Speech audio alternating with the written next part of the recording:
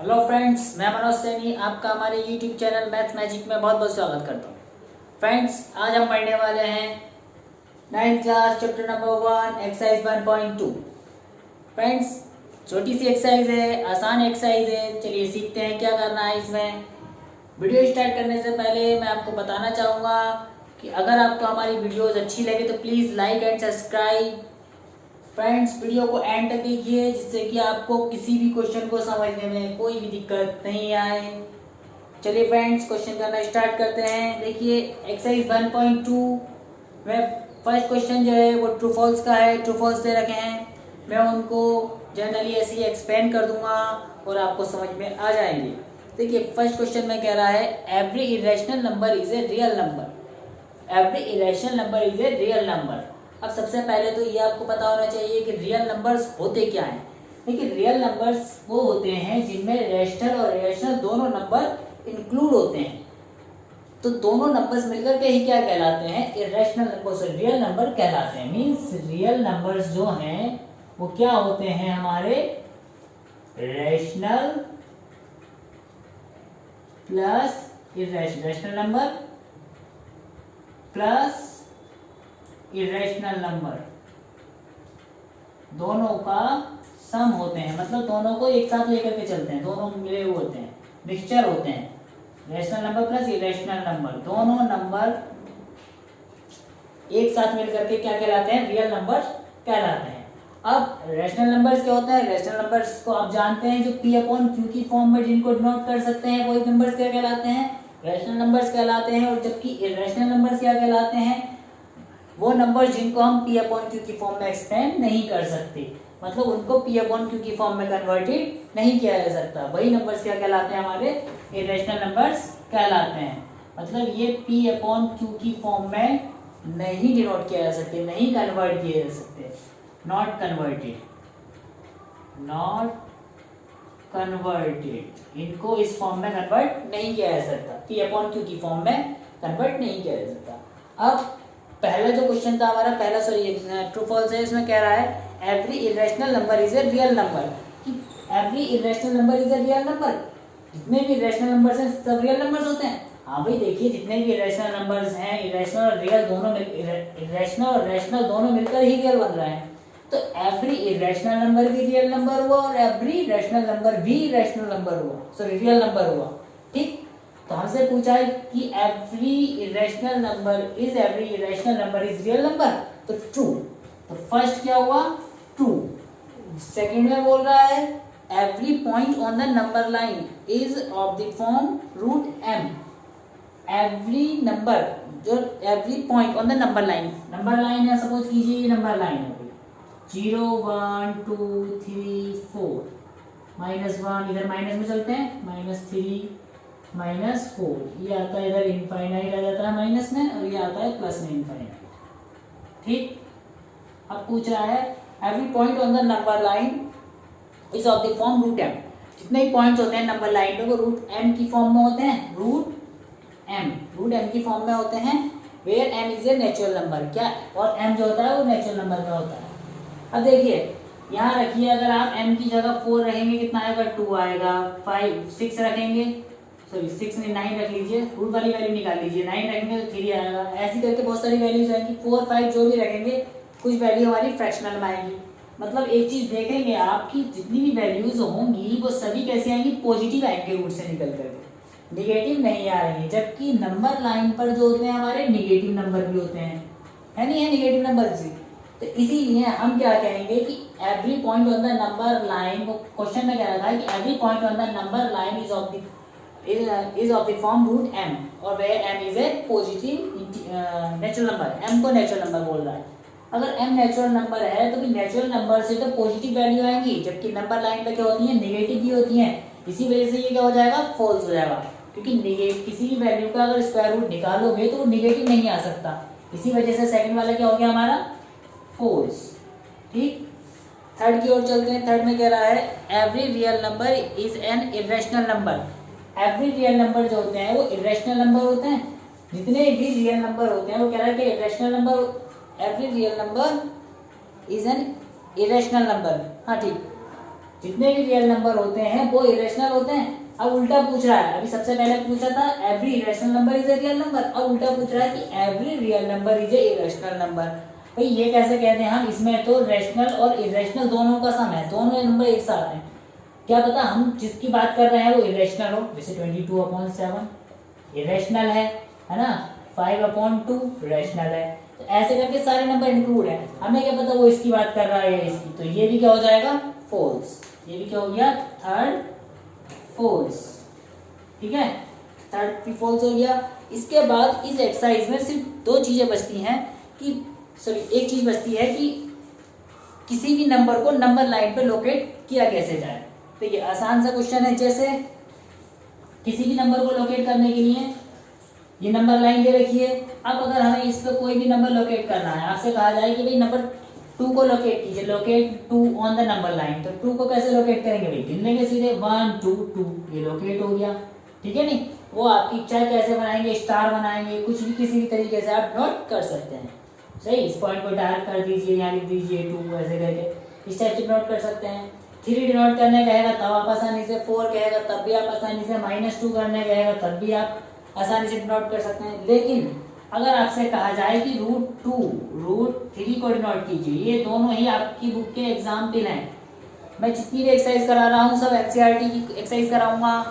ठीक, अगर आपको कोई अदर बुक की एक्सरसाइज में किसी भी प्रकार की कोई डिफिकल्टी आए तो उस प्रॉब्लम को आप कमेंट बॉक्स में आकर के शेयर कीजिए और मैं आपकी प्रॉब्लम को सॉल्व करूंगा।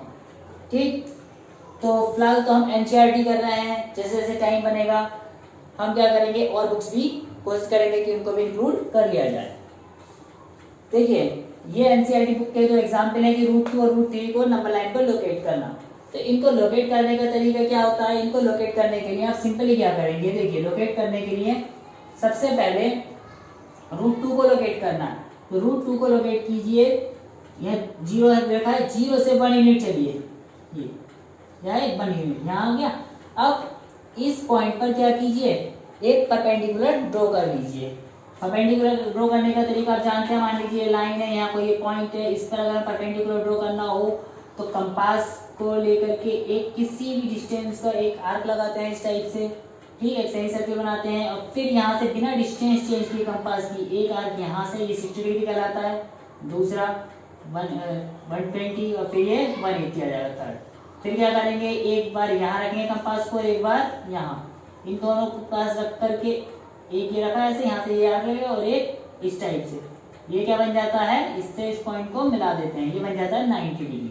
ठीक है, नहीं तो 90 डिग्री एक बना लेंगे, परपेंडिकुलर को ही 90 डिग्री बोला जाता है। यहाँ से 90 डिग्री की हमने एक 90 डिग्री एक लाइन ड्रॉ की। अब इस लाइन पर क्या करेंगे, 1 यूनिट ये लिया था हमने, यहाँ से यहाँ तक डिस्टेंस 1 यूनिट थी और 1 यूनिट का आर्क ऊपर लगा लेंगे, यहाँ से ऐसे 1 यूनिट पे इसको काट देंगे, काट दिया 1 यूनिट हो गया और इससे इसको मिला देंगे।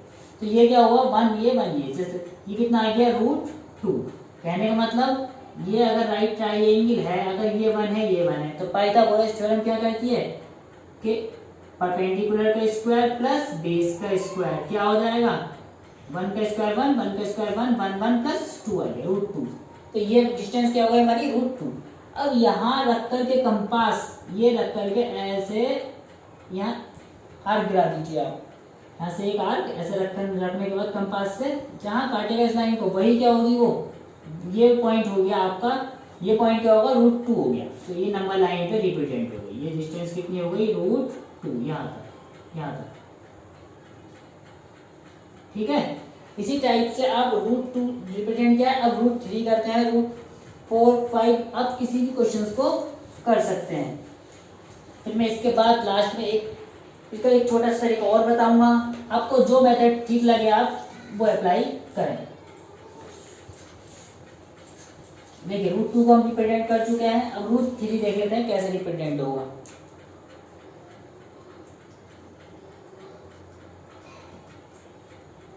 जीरो 1 2 3 4 5 6 -1 -2 -3 -4 -5। ठीक है, कितनी वैल्यूज ले लीजिए, -∞ ये +∞ चलते हैं।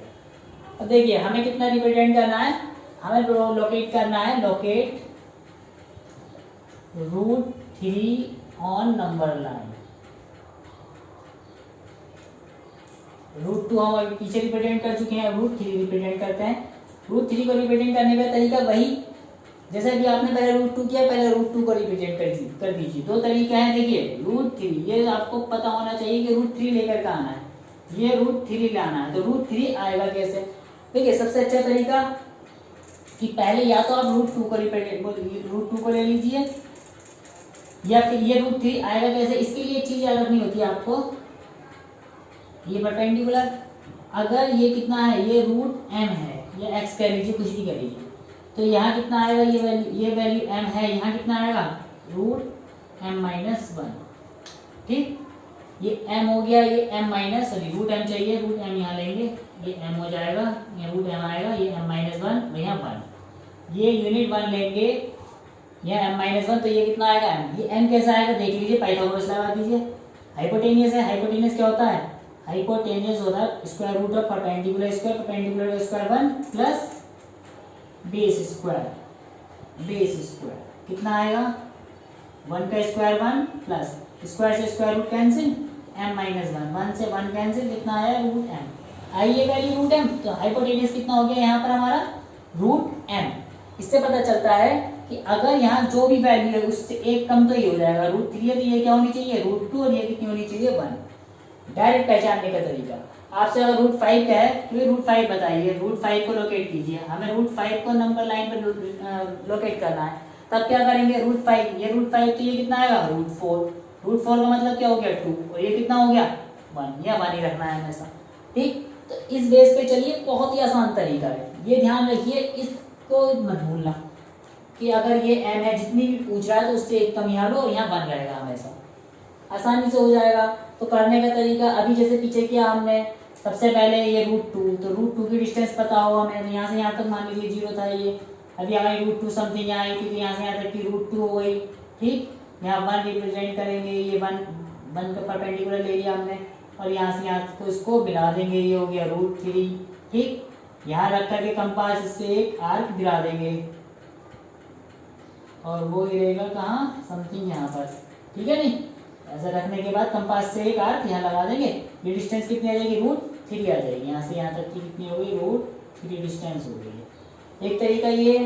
दूसरा तरीका क्या है कि अगर आपको ऐसे नहीं पता चल रहा है कि √2 की वैल्यू हमें क्या पता, यहाँ √5 की निकालना तो आसान था, √3 की नहीं पता, तो √3 की निकालने के लिए आप क्या करेंगे, दूसरा तरीका ये है कि आप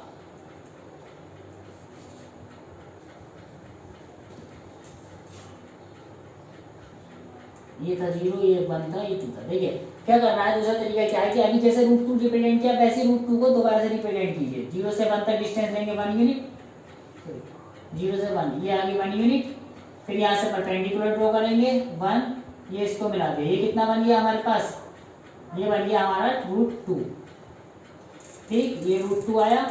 अब ये √2 आया तो इस √2 पर भी क्या करो, यहाँ से अब लाइन ये ऐसे है तो परपेंडिकुलर ड्रॉ करना है, तो फिर से यहाँ से ये 90 इस टाइप से आएगा, तिरछा आएगा, ठीक है नहीं, तो यहाँ से इस पर 90 बना लीजिए, 90, आप डी का यूज कर सकते हैं इसमें प्रोटेक्टर का, ठीक। यहाँ से 1 यूनिट डिस्टेंस लेंगे, ये √2, ये 1, देखिए पाइथागोरस में, और बेस का स्क्वायर कितना है √2 का स्क्वायर प्लस 1 का स्क्वायर, कितना आएगा √2 का स्क्वायर 2, 1 का स्क्वायर 1, कितना आएगा √3 आएगा, √2 का स्क्वायर प्लस 1 का स्क्वायर, मीन्स इससे इसको आप मिला दीजिए, मिला दिया। अब इससे मिला दिया तो यहाँ से कंपास रखेंगे, और यहाँ से ये आर्क, ये देखिए यहाँ ये समथिंग इधर यहाँ तक आ जाएगा, ठीक, तो ये आ जाएगा यहाँ तक, ये आ गया, ये कितनी हो गई √3। ये दूसरा तरीका कि इसको आप √3 को कैसे रिप्रेजेंट करें, ये जो वैल्यू है हमारी ये कितनी आ गई √3, ठीक है नहीं। इसी टाइप से अगर आपसे √5 का है तो भाई √3 है, ऊपर को एक 1 बनाओगे, कितना हो जाएगा 1, और √3 का 3 कितना आ जाएगा √4, यहाँ से √4 की बन जाएगी, फिर आगे को एक √5, √6, √7, जितना आप चाहे पूरा एक सर्कल घूम करके आएगा, और एक पूरा क्वेश्चन जितना भी होगा वो बना सकते हैं। लेकिन √5 को करने का आसान तरीका ये है क्या कि √5, यहाँ 5 तो है, कितना आएगा √4, करना हर क्वेश्चन में यही होगा, √5 है, ये √4 कितना आएगा, 4 का 12 आ गया 2। मीन्स अगर आपको इसमें रिप्रेजेंट करना होता है √2 सॉरी √5, तो √5 रिप्रेजेंट करने के लिए बहुत ही आसान हो जाता है ये हमारा। क्या हो जाता कि आप क्या करते इसमें,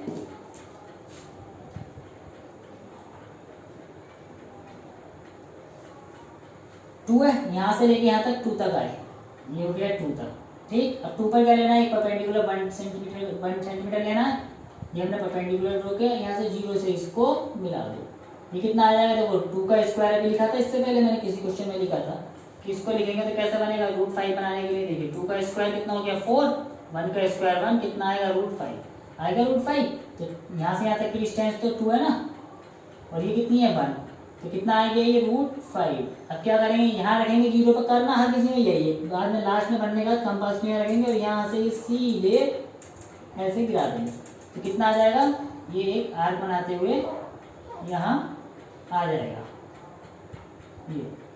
ये जो पॉइंट हो गया हमारा, ये कितना आ गया √5 आ गया, ठीक है नहीं, तो इससे हम पता चल जाएगा और ये लोकेशन लोकेट कर दिया गया है। ओके फ्रेंड्स, इस एक्सरसाइज में इतना ही है। अगर इससे रिलेटेड आपको कोई भी क्वेरी करनी हो तो प्लीज़ कमेंट बॉक्स में आइए और कमेंट कीजिए। वीडियो को एंड तक देखिए, क्वेश्चन समझने में कोई दिक्कत है तो उसे बताइए। Thank you friends.